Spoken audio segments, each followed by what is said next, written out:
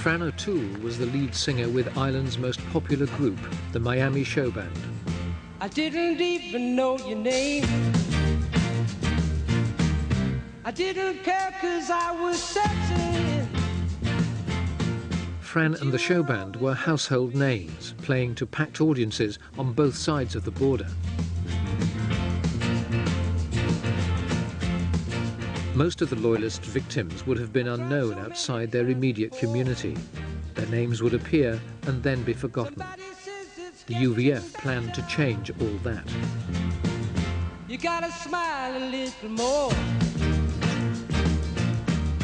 I wasn't meant to be a mover. Fran and the band had been playing in the north in Banbridge and were heading home to Dublin. Just outside Newry, they were stopped at a checkpoint. One of the band members was Stephen Travers. They started joking with us, asking us how the gig went and saying, I bet you'd rather be at home than be here. You'd rather be at home in bed. So we were obviously joking with them. And Brian McCoy, who was the trumpet player, singer in the band, nudged me and said, don't worry, Steve. He said, this is an army checkpoint. But it wasn't. It was the UVF masquerading as soldiers.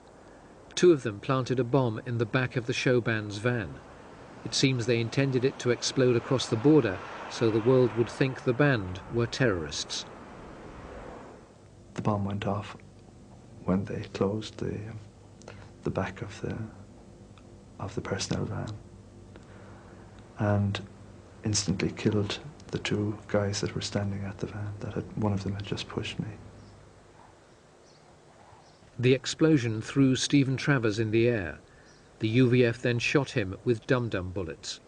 They exploded inside him, shattering into 13 pieces. The next thing I remember was I could hear Fran O'Toole and I think Tony Garrity, who was my best friend in the band. We were very close. He was the lead guitarist, crying, saying, please don't shoot me, don't kill me. And then I heard the gunfire, so they killed them, obviously. I was told later that as I say, Fran was the good-looking lead singer, and they shot him 22 times in the face.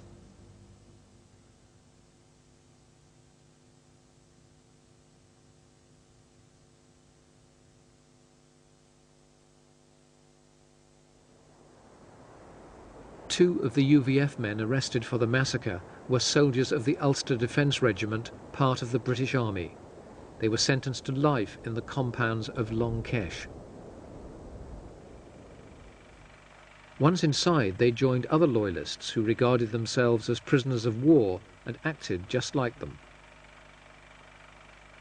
This remarkable film was secretly shot by the UDA and smuggled out of the prison. Parades and inspections like this were routine. UVF prisoners did the same under the command of Gusty Spence. It was all on British Army lines.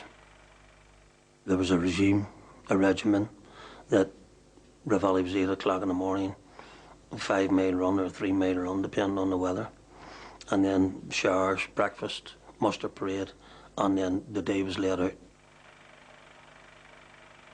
When I first met him, I marched into his makeshift office, if you like. He's dressed totally in black with a Sam Brown and a belt and a cap comforter, and he is, I have to say, he's a figure of authority. He's charismatic.